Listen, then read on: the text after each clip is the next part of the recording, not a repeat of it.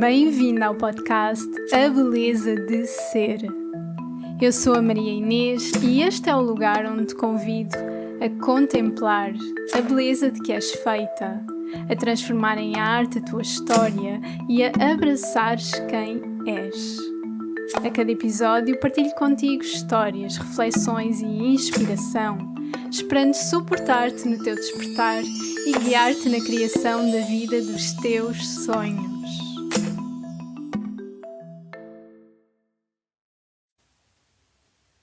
Bom dia, seja muito bem-vindo ao terceiro episódio do podcast A Beleza de Ser. Sou muito grata por estares desse lado, por escolheres escutar-me.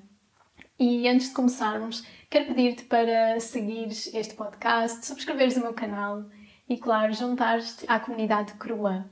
Este é um grupo gratuito no WhatsApp, onde partilho contigo semanalmente reflexões e inspiração, partilhas e, claro, onde vais receber todas as novidades em primeira mão. Portanto, se vai à descrição deste episódio, entra no link e vem juntar-te a este grupo de mulheres que já estão ali reunidas para ativarem e relembrarem constantemente que são a sua prioridade, o seu caminho para uma vida em maior verdade, em maior honestidade, em maior gentileza.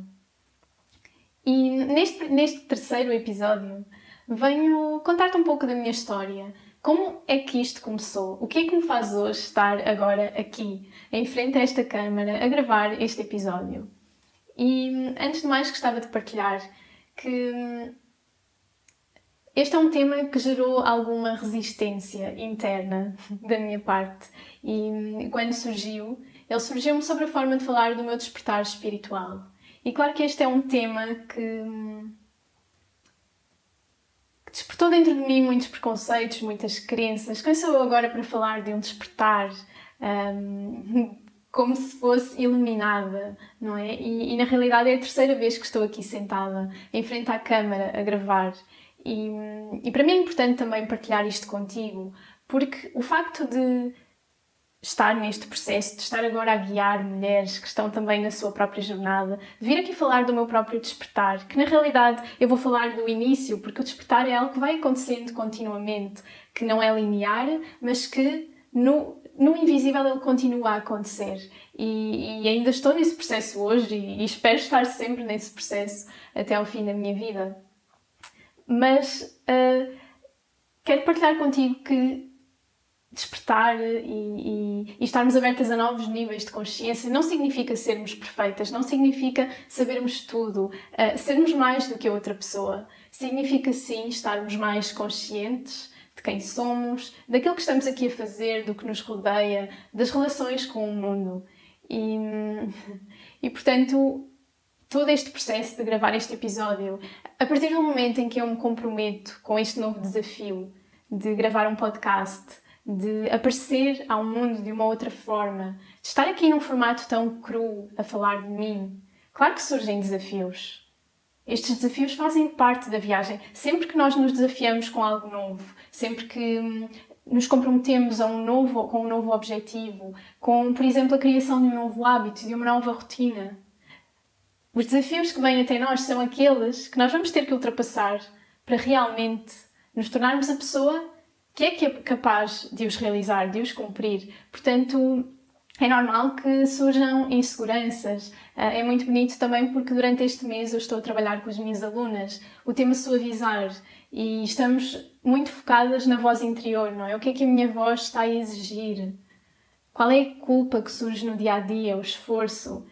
E eu própria, ao estar a guiar esse tema, também sou confrontada com ele, também estou a viver o processo, não é? E ficou muito claro para mim nestas tentativas de gravar este episódio, porque de repente vinha a voz interna, crítica, que me dizia que ou que estou a falar demais, ou que não há um determinado seguimento, ou como é que eu vou agora fechar este tema, tenho que repetir algo que já disse. E a certa altura ficava totalmente bloqueada. Portanto, deixar-te aqui também esta nota de que seja em que processo que tu estás, seja que objetivo estás a tentar cumprir, não é? Quando tens um degrau para subir, vais ter que lidar com os vários desafios que te vão levar a esse lugar. E, portanto, faz parte. O importante é manteres manter-te conectado à tua intenção, ao porquê de estares a fazer as coisas, ao porquê de realmente quereres que esse objetivo ou que esse hábito se torne parte de ti. E não desistires. Conectar-te à coragem, ao teu fogo que tens dentro. À visão que está do lado de lá, não é? Do lado de lá de todos esses desafios. Porque realmente quando te permites ficar, cumprir-te, há um novo espaço dentro de ti que se abre, há uma nova... Existe mesmo uma expansão no teu campo energético que acontece. E portanto, passando ao tema deste episódio, que está super relacionado também com isto que acabei de falar, quando me surgiu o convite a falar do meu despertar espiritual, essa resistência veio inicialmente também de duvidar, será que houve mesmo um despertar espiritual? O que é isso, afinal?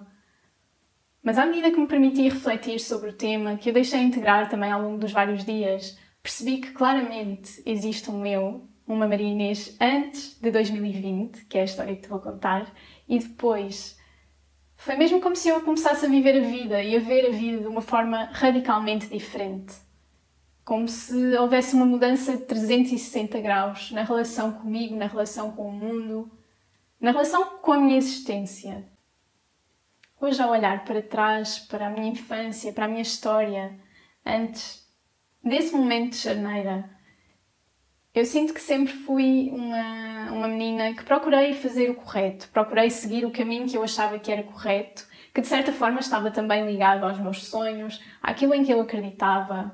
Sempre procurei ajudar a minha família. Eu lembro-me de, às vezes, quando a minha mãe saía, a forma que eu encontrava para a surpreender, não é? Isto também vem da minha necessidade de ser amada, de receber aprovação, era fazer as tarefas de casa, fazia-lhe surpresas. Mas sinto também que sempre procurei muito respostas fora, não é? Tal como procurava essa aprovação fora, procurava que as pessoas me dessem a sua confirmação, que me ajudasse. Ou seja, de certa forma estava desconectada de mim, estava desconectada da minha intuição, apesar de seguir os meus sonhos, não é? Mas não sabia exatamente o que é que isso era. A palavra espiritualidade não fazia de todo parte do meu dia-a-dia. Eu lembro-me que em miúda cheguei a rezar algumas vezes, mais pelo que via a minha mãe fazer, não é? Por seguir esse exemplo. Mas não sentia que existia mais além de mim. Portanto, eu era uma pessoa racional e realmente, em 2020, houve uma transformação brutal de mim. Eu sinto que vivia dessa forma, mas não havia mesmo consciência de que existia mais. Eu vivia na ignorância. E é muito interessante porque o yoga fala dos 5 kleshas, que são os 5 obstáculos à expansão, à ascensão espiritual. E a base desses 5 obstáculos, portanto, o primeiro do qual todos os outros derivam, é exatamente a ignorância. E claro que se costuma dizer que a ignorância é uma bênção, mas não, a ignorância mantém-nos de olhos fechados. Pode ser uma bênção para quem está confortável com viver nesse nível de consciência, não é? Ou de inconsciência. Mas realmente quando começamos a perceber que existe mais, que tudo tem um sentido, que tudo tem um significado, e quando queremos evoluir, crescer, a ignorância é esse obstáculo ao caminho. É a ignorância que gera o egoísmo, que faz com que nós vivamos centrados em nós, que vejamos os outros como separados de nós. É a ignorância que faz com que nós tenhamos medo de morrer, que achemos que a vida é finita, termina ali, que não há uma continuidade. É a ignorância que, no fundo, nos fecha no nosso mundo, que nos fecha nos nossos problemas, no tempo, na pressa, na urgência, na inveja. Portanto, eu sinto que muitas pessoas estão ainda nesse nível, não é, de ignorância, e de certa forma todos nós temos um determinado nível de ignorância. Não há ninguém que seja iluminado, porque senão já não estaria aqui nesta vida na Terra. Já teria partido, porque já tinha aprendido todas as lições. Há um nível de ignorância em todos nós. Há algo que ainda estamos aqui a aprender. E portanto, então, o que é que aconteceu? O que é que gerou essa ruptura? O que é que me fez abrir os olhos? E vou começar por contar-te um pouco da minha história. O que é que eu estava a viver nos anos anteriores a isso ter acontecido? Eu estava a estudar arquitetura, eu comecei o meu curso em 2014 e durante os primeiros 4 anos estive a estudar no Porto e depois fui de Erasmus para a Suíça e fiquei lá a estagiar durante 1 ano. E por volta do meu 3º ano de faculdade, eu comecei a ter infecções urinárias frequentes. Todos os meses surgiam. E Na altura eu achava que tinha a ver com o relacionamento em que eu estava, porque há sempre uma tendência a esse tipo de questões no corpo. Mas a questão é que depois de ter encontrado uma solução para esse problema, não é? Depois de me ter conseguido curar, o que surgiu foi... Eu comecei a manifestar sintomas de bexiga hiperativa. Ou seja, eu estava constantemente com medo de não ser capaz de sustentar, de suster a urina dentro do meu corpo. E isto para mim é um tema que ainda é um pouco difícil para mim de falar, porque obriga-me a estar num estado de grande vulnerabilidade. Isto foi algo sobre o qual eu não consegui falar durante muitos anos. Inclusive, quando estava a acontecer, eu não contei a praticamente ninguém aquilo que estava a viver. Para os meus amigos mais próximos, eu dizia que continuava com as infecções urinárias. A minha família sabia, sim, mas eu não me permitia aprofundar e mostrar realmente o quanto isso estava a dominar a minha vida.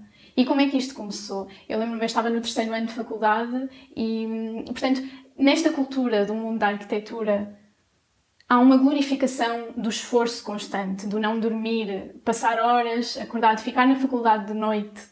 E isto é levado a um extremo brutal, especialmente nos momentos das entregas de trabalhos. E foi exatamente numa dessas noites em que eu não dormi para entregar um trabalho, mal me alimentei, não bebi água suficiente. Isso, claro, era resultado daqueles primeiros 3 anos em que estava a levar o meu corpo ao extremo, em que não me estava a respeitar, em que estava totalmente desconectada das suas necessidades, daquilo que ele me estava a comunicar. E, portanto, no momento em que foi essa entrega, em que eu não dormi para entregar o trabalho, houve um problema, inclusive, com o programa em que eu estava a trabalhar e eu tive que repetir horas de trabalho que tinham sido perdidas e tenho muita sorte porque na altura vivia com 2 colegas que também eram arquitetos e eles vieram-me ajudar a fazer as maquetes, portanto foram mesmo um grande suporte naquela noite.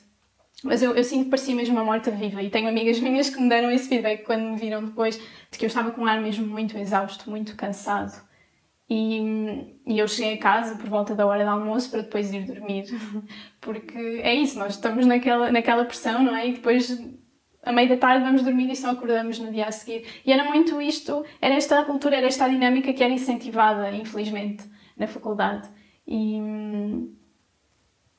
há uns tempos saiu até uma entrevista, uma reportagem sobre as faculdades de arquitetura em Portugal e sobre a quantidade de alunos que estão a sofrer com crises de ansiedade, com problemas de stress, eu lembro-me que na altura se falava que era das maiores, se não a faculdade com maior taxa de suicídio, e falava-se disto como se fosse uma coisa banal, como se fosse algo até a celebrar. E ao olhar para trás, a palavra que eu encontro que melhor descreve o que passei durante aqueles anos é mesmo trauma. Eu sinto que foi uma experiência profundamente traumática para o meu corpo e para o meu sistema nervoso. Mas na altura eu queria responder àquilo que me estava a ser pedido, eu queria ser capaz, eu queria fazer bem, eu queria receber aprovação, reconhecimento, manter aquela imagem que eu conhecia de mim, da boa menina, a menina que faz, que cumpre.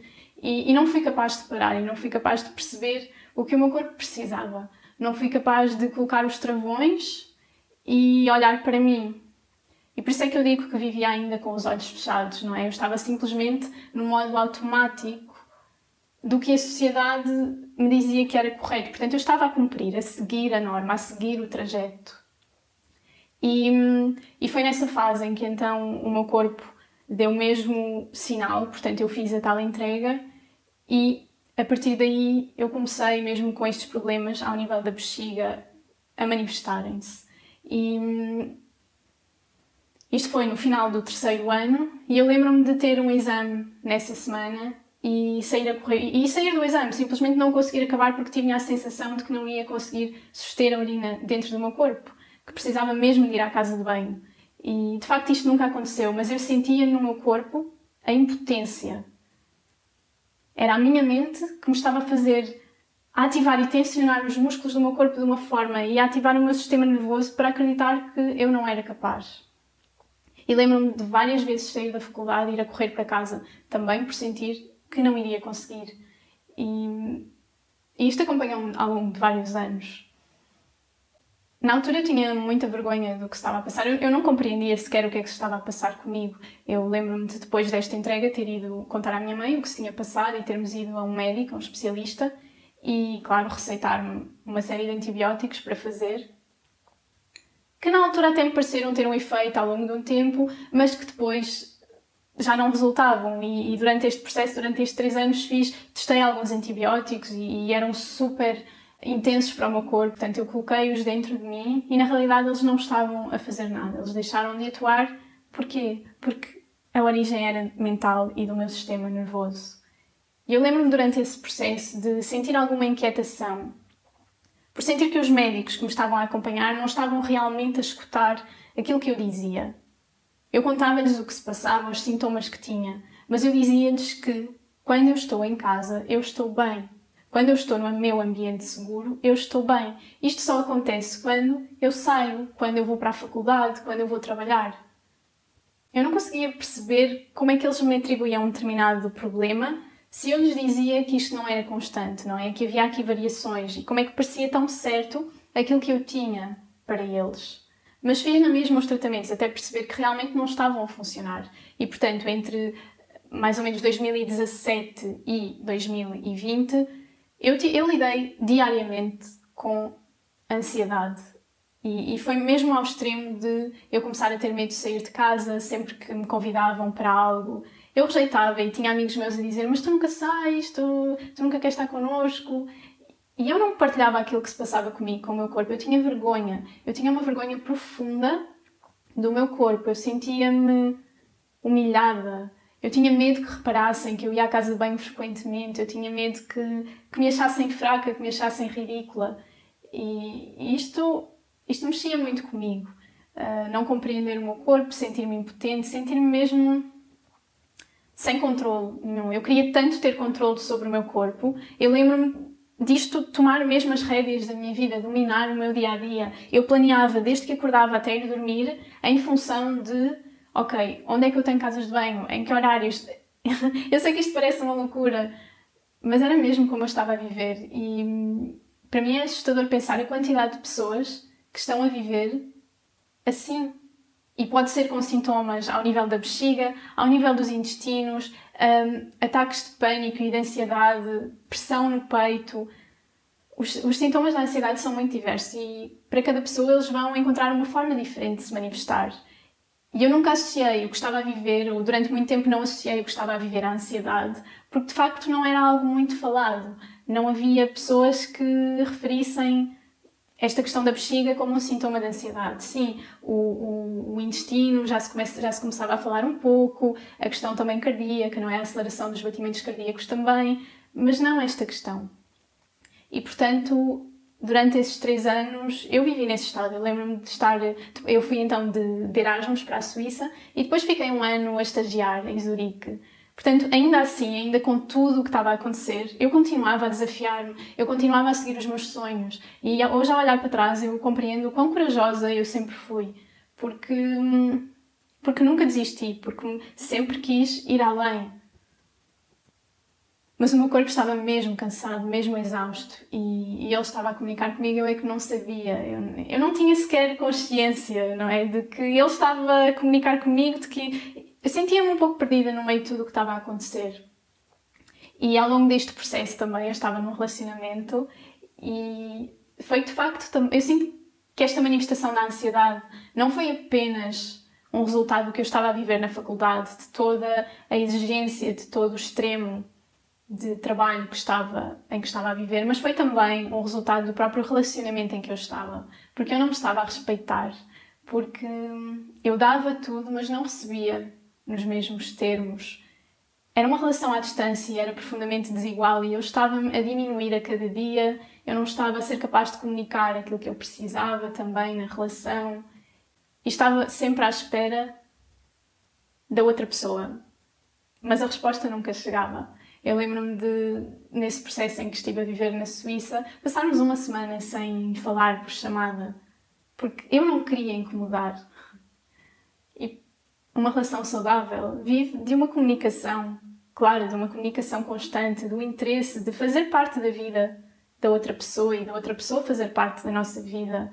O meu não querer incomodar só mostra o quanto eu me diminuía para receber amor, para receber migalhas. E o meu corpo estava-me a comunicar tudo isto. E, portanto, no final de 2019, eu voltei da Suíça, voltei para Portugal e estava a preparar-me para começar a escrever a minha dissertação. Portanto, durante o próximo ano, iria apenas focar na minha tese. Só que antes de voltar, o nosso relacionamento tinha terminado. E terminou da forma que agora toda a gente conhece como ghosting. Portanto, e na realidade já era a segunda vez que tinha acontecido. Da primeira vez eu permiti-me perdoar, novamente diminuindo-me, mas acreditando talvez que poderia ainda mudar a outra pessoa. Mas claro que não aconteceu. E portanto, depois de 3 anos de uma relação, e novamente isto é um espaço que me coloca numa grande vulnerabilidade, não é isto que estou aqui a falar. Foram coisas que me magoaram profundamente e que ainda geram uma certa inquietação, não é? No caso da outra pessoa escutar, o que é que irá pensar? Mas na realidade foi assim que eu senti tudo aquilo que foi vivido. E hoje é algo que já está muito trabalhado em mim, felizmente, e que faz com que também seja possível falar sobre isto. Falar sobre isto com uma maior leveza, falar sobre isto já de um lugar de quem aprendeu com o que viveu. E portanto, ao fim de 3 anos de relação, a outra pessoa deixou de falar comigo e quebrou assim a nossa relação. E eu fiquei realmente, eu senti-me mesmo perdida, eu senti-me mesmo no fundo do poço. Sinto que estes últimos anos levaram-me mesmo ao fundo do poço. E hoje eu sei, tenho profunda fé e consciência de que eu precisei vir a esse lugar para que o meu despertar fosse com a potência com que aconteceu. Porque se o terminar desta relação tivesse sido algo com o qual tivéssemos concordado ambos, talvez eu não tivesse despertado da forma que despertei. Talvez o impulso que se gerou a seguir, a transformação que se gerou, não tivesse sido tão profunda. Eu precisei mesmo de me sentir perdida, de me sentir sem nada, foi mesmo necessário. E por isso uma das grandes lições que este processo me trouxe foi que a dor é a maior catalisadora da transformação e quando nós estamos a vivê-la nós não compreendemos. Nós não compreendemos que aquilo que está a acontecer é para nós. Mas mais à frente nós vamos ver. Nós vamos conseguir tirar aprendizagens. Nós vamos perceber porque é que aquilo aconteceu como tinha de acontecer. E, portanto, eu voltei a Portugal, eu vim para a casa da minha família e aqui, portanto, houve estes 2 processos, por um lado do relacionamento, por outro da questão da ansiedade. E não só a minha mãe, mas também a minha irmã foram, assim, grandes apoios. E claro, a minha tia, já vou falar um bocadinho sobre isso. E foi mesmo importante ter estas pessoas à minha volta, ter pessoas que me amavam, que também me mostraram o caminho. E eu lembro-me de, em janeiro de 2020, um pouco antes de começar a pandemia, eu ter percebido, ter-me caído esta ficha. Não, eu não posso estar mais a viver para os outros. Eu não posso estar mais a dar a minha vida, a minha energia total aos outros, porque a qualquer momento eles podem ir embora. Eu posso ficar sozinha. Portanto, antes de olhar para fora, antes de cuidar dos outros, antes de fazer, de trabalhar, de me esforçar, eu vou primeiro cuidar de mim. E acho que essa foi assim uma das primeiras mudanças quase imediatas que este voltar a Portugal, não é? E o impacto todo desta dor criou em mim. E foi aí que eu comecei a praticar yoga diariamente. No início eram práticas curtas, 15, 20 minutos, fazia com vídeos do YouTube. Mas algo começou a mudar dentro de mim. Eu comecei a perceber a importância de me amar antes de ser amada pelos outros. Eu comecei a perceber que durante aquele relacionamento eu não me amava. O relacionamento só estava a espelhar a falta de autoestima que eu tinha por mim. Porque se eu me amasse, eu teria sido capaz de colocar limites em vários momentos. Eu própria pensei em terminar um relacionamento em várias fases. Mas nunca fui capaz de o fazer. Porque queria sentir que tinha alguém, e porque amava aquela pessoa. Só que estava a desrespeitar, não me estava a amar a mim. Então isso foi logo uma das primeiras partes desse despertar, não é? Perceber que o meu autocuidado é fundamental. E logo a seguir, parece que veio tudo. A partir do momento em que eu decidi, não, eu importo, as coisas começaram-se a desenrolar a uma velocidade brutal. Por isso é que eu sinto que esse ano foi mesmo condensar de uma transformação incrível. Num dos momentos em que eu lembro-me de estar a conversar com a minha irmã sobre esta questão da ansiedade, da bexiga, e de estar a chorar e dizer-lhe: eu não quero viver assim até o resto da minha vida, eu não aguento isto. Eu não quero... Se eu estou assim agora, como é que vai ser quando eu tiver 50, 60, 70, 80 anos? Se eu estou a deixar-me completamente dominar pela ansiedade, a limitar tudo aquilo que eu faço por causa deste problema, para que viver então? Se isto tiver tendência a piorar, que vida é que eu vou ter? Que qualidade de vida? Eu não tinha qualidade de vida naquele momento. Eu procurava programar cada segundo do meu dia. Eu vivia em constante medo, em constante contração. E talvez tenha sido esse movimento que eu fiz, isso que eu disse. Eu não quero viver assim até o resto da minha vida. Eu não quero. Eu não consigo. E de repente as respostas começaram a chegar. Portanto, eu comecei a fazer este trabalho com o yoga diário. A minha tia, que é terapeuta de Reiki, fez-me também algumas consultas e eu lembro-me no início ela dizer-me que eu não relaxava, eu não conseguia relaxar, mas também com o tempo isso foi se tornando mais fácil.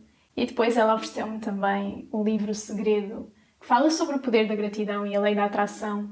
E eu sinto que este livro chegou num momento exato. E na realidade houve uma série de livros que me ajudaram a despertar e às vezes até em conversa com amigos, eles de certa forma gozavam ou diminuíam o facto de eu ler livros de autoajuda como se fosse algo negativo. Mas tudo isso só conta sobre os preconceitos que as outras pessoas têm, não conta nada sobre nós, sobre mim. Eu estava na minha jornada, eu estava a fazer exatamente aquilo que eu precisava de fazer naquele momento para me ajudar a sair do estado em que eu estava. Eu estava a seguir o caminho da coragem. Ainda que para eles fosse, se calhar, ok, continuarem a sentir-se como se sentiam, a viver como viviam, que eu sei que nem sempre era num lugar de felicidade, de fluidez, de satisfação. Eu lembro-me de pouco depois de começar a ler o livro, estar no corredor da minha casa e ir lá para fora tomar um pequeno almoço e fazer a minha lista diária da gratidão. E eu pensar, uau, como é que eu nunca vi isto?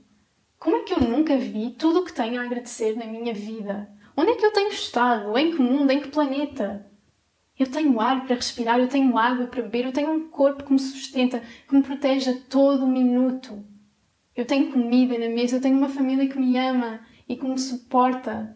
Eu tenho amigos, eu tenho algo que me apaixona, em que eu estou a trabalhar. E foi mesmo transformador aquele livro. Foi deixar de olhar para a vida na lente do que falta, da queixa, da vítima e começar a perceber que há tanta magia a acontecer à nossa volta. E foi aqui também que eu comecei a perceber que há mais do que este corpo físico em que eu estou encarnada. Há mais à minha volta, há um significado maior, há um plano maior.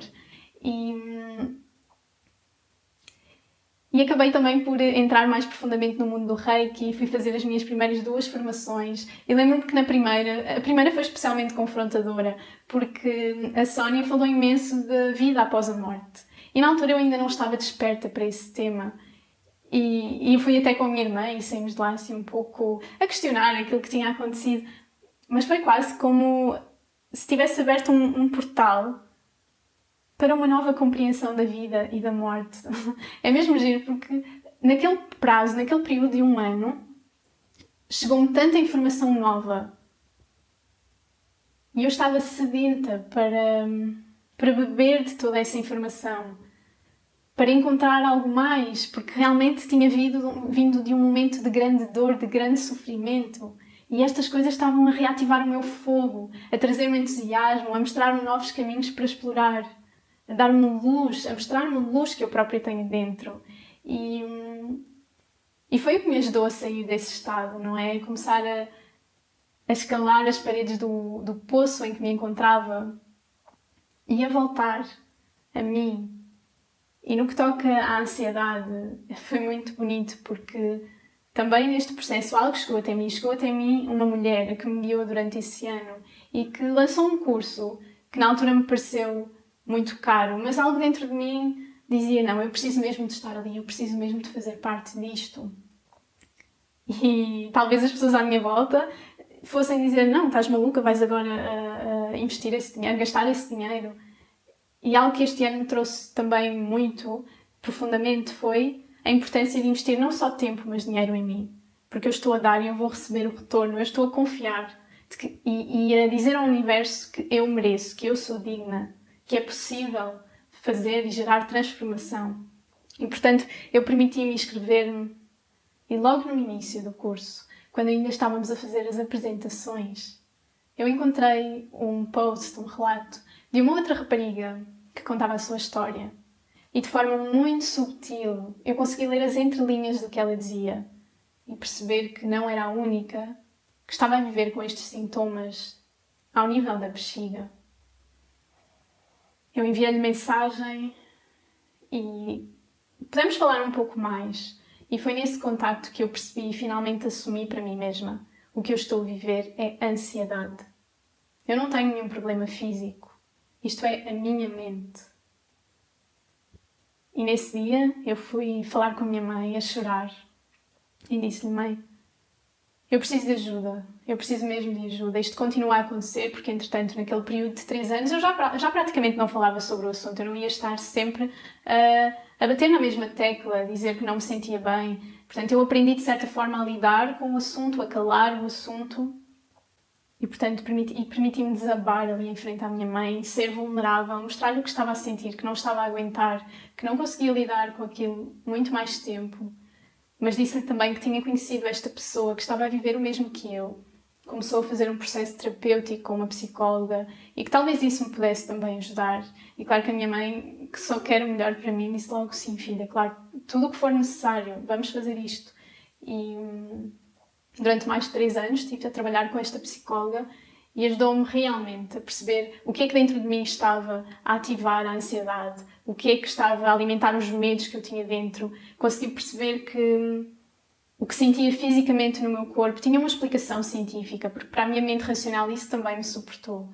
E em conjunto depois o yoga, o acompanhamento com a psicóloga, os pequenos passos que me forcei a fazer diariamente para deixar de alimentar os medos, tudo isso me ajudaram a relaxar. O aprender a respirar, o aprender a encontrar calma dentro. E claro que este caminho continua a ser feito até hoje. Novos desafios foram surgindo, novas aprendizagens. O despertar nunca termina, como eu disse no início. E existem sempre crenças a ser questionadas, formas de que nos podemos amar um pouco mais. Tudo aquilo que acontece à nossa volta vem, na realidade, refletir no nosso mundo interior. Portanto, tudo nos permite aprender. No fundo, todo este processo de dor extrema, veio despertar uma nova consciência dentro de mim. Veio mostrar que é possível viver de outra forma, que eu posso escolher o meu próprio caminho. Foi quase como uma bússola que me mostrou: este não é o caminho certo, isto não está certo, tu estás-te a desrespeitar, não é por aqui. Então vamos ajustar, vamos realinhar o caminho. Esta dor foi o que me permitiu perceber que precisava de me amar, que precisava de cuidar de mim. Que a vida não tinha que ser a corrida constante, acelerada, em que eu estava a viver, em que eu achava que era suposto viver. Começava o dia, ia para a faculdade, ou ia estagiar, ou ia começar a tese. Passava o dia inteiro fixa naqueles problemas, terminava, fazia as minhas refeições e ia dormir. Há mais na vida do que isso. E é possível viver de uma forma mais relaxada. É possível viver de uma forma mais prazerosa, com mais sentido e significado. Existe algo mais que me está a guiar. Há um plano maior. Tudo isso foram lições que eu trouxe desta viagem. Eu aprendi que eu tenho uma voz dentro de mim que me guia. Eu abri os olhos, eu abri os ouvidos para escutar essa voz, para ser eu própria a criar o meu caminho. E sinto que este foi mesmo o início de tudo, como a minha história que me trouxe aqui hoje começou. A minha história começou antes, não é? Há muito que vem antes, mas este foi de facto um momento que abriu as portas para toda a transformação que eu tenho vivido ao longo dos últimos anos. Para hoje ser a mulher que sou. Para me permitir viver em maior paz. Eu precisei de lidar com a ansiedade, eu precisei de lidar com aquela relação, com aquele término, para eu renascer como uma fênix. E é inquestionável a diferença entre quem eu era antes e quem eu me tornei depois. É mesmo bonito hoje conseguir estar num lugar de gratidão por tudo aquilo que eu vivi. Porque eu consigo perceber que foi necessário. Eu consigo retirar aprendizagens. Eu já consegui perdoar os outros e perdoar-me a mim mesma. E este é também um caminho de fé, não é? Este despertar é um despertar de fé. De fé de que estamos no caminho certo, de fé de que há um sentido para tudo isto, de fé de que mais à frente vamos conseguir ligar todos os pontos. E por isso...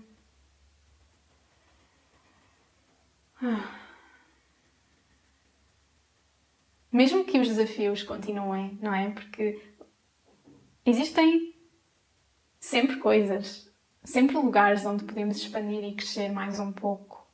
Mas é importante também reconhecermos a jornada que já fizemos, o que nos trouxe aqui, aquilo que fomos capazes de ultrapassar.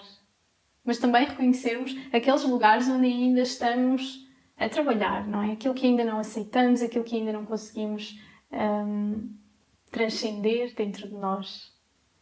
No fundo, tudo faz parte. E o meu objetivo hoje era então contar-te um pouco sobre este início do meu percurso, nesta vida mais conectada a mim, em relação com algo maior, no que me faz agora estar também a guiar outras mulheres. Foi mesmo... É muito engraçado, porque nos trabalhos que tenho feito ao longo dos últimos anos, muitas das mulheres me têm dito: uau, é incrível que tu tenhas começado tão nova, com a tua idade já tenhas esse nível de consciência, que estejas a fazer estes trabalhos, que estejas a olhar para dentro, que te permitas estar conectada à tua intuição. E foi a dor que me trouxe aqui. Portanto, a dor pode nos trazer crescimento, ela nem sempre é má.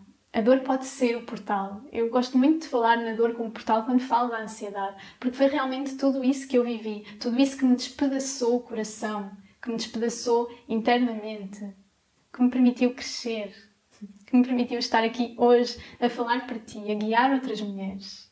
E por saber que o despertar é mesmo este caminho contínuo que vamos ativando diariamente, é que em maio eu criei a comunidade Despertar, em que o convite é mesmo de, diariamente, fazermos algo por nós. Algo que nos ajude a despertar quem somos, a remover as distrações. Porque no fundo, quando nós estamos na ignorância, nós estamos a atolar, é quase como irmos descascando uma cebola, não é? Nós vamos retirando as camadas que nos estão a distrair, as camadas das crenças, do ego, dos padrões, de tudo aquilo que nos está a impedir o que vive mesmo dentro de nós, que nos está a impedir de ver quem já somos, a nossa essência, de conectar à nossa alma. E é mesmo um prazer poder também ajudar outras mulheres neste caminho, de voltarem ao centro, de voltarem a quem são. É mesmo bonito como este mês estamos a trabalhar o tema do suavizar, de sairmos da luta, da crítica, da exigência, e nos permitirmos ser um pouco mais nossas amigas, falar connosco com um pouco mais de compaixão. E para mim, que sou apaixonada pelo mundo do yoga, no fundo o yoga resume tudo isto, resume toda esta transformação que eu tenho vivido, resume todos estes convites que eu vou fazendo às minhas alunas. Foi mesmo assim um presente que este despertar trouxe para a minha vida. E cada um, no fundo, tem o seu chamado. Eu lembro-me de falar com a minha tia e de ela me dizer assim que o meu caminho é mesmo o Reiki. E eu dizia-lhe o mesmo em relação ao yoga, porque no fundo o yoga fala-nos da forma como nós vivemos. Não é algo que acontece só no tapete, é algo que transcende, é algo que levamos para a vida, é uma atitude interna, é a forma como nos relacionamos com o outro, é a forma como nos relacionamos com o mundo, como nos relacionamos connosco mesmas. E a prática pode acontecer em qualquer momento, em momentos de silêncio, em momentos de maior agitação. O yoga, no fundo, é conhecermos a mente, sairmos desses estados de inconsciência, não é? E trazermos cada vez mais consciência para o que se passa dentro de nós. Porque é aí que abrimos também espaço para a mudança, para que a movimentação comece a acontecer. E é mesmo bonito ver como depois tudo se alinha. Como tudo aquilo que vai acontecendo ao longo do nosso caminho não é por acaso. Como todas as peças encaixam. E por isso deixo-te também este convite a observares os desafios que tens vivido ao longo da vida. O que é que eles te ensinaram? Como é que eles contribuíram para quem tu és agora? Para o lugar em que estás? Para a mulher que és? Como é que eles te mostraram um pouco mais daquilo que já vivia dentro de ti? Que estava apenas à espera de ser despertado. Espero que este episódio te tenha inspirado. Finalmente!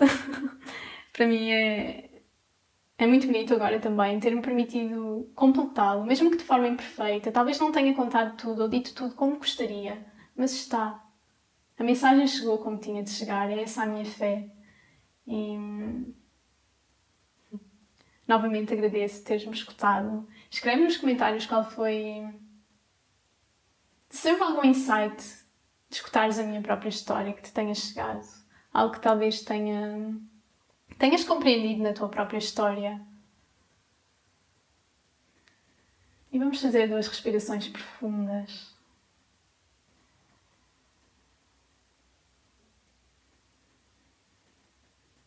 Dando também espaço para que estas palavras se diluam e para que fique apenas connosco aquilo que realmente importa.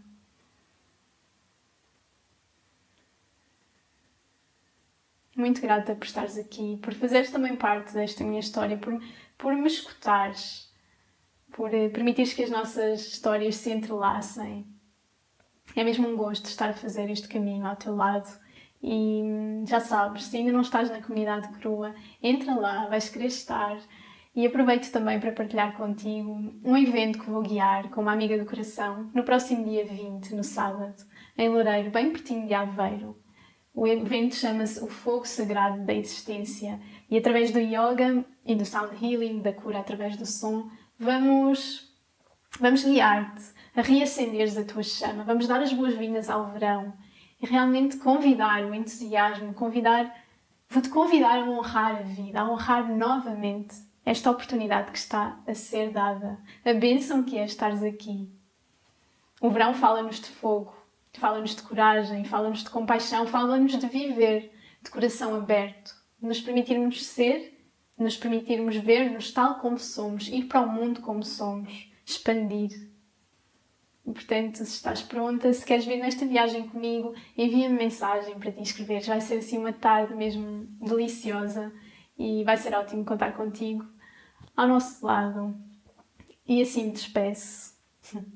Tenho ainda muitas lições para te contar sobre este despertar, mas claramente que passarão para um novo episódio. Não te esqueças de seguir ou de subscrever este podcast e, acima de tudo, de relembrares da beleza que és, da beleza do teu ser. Até já!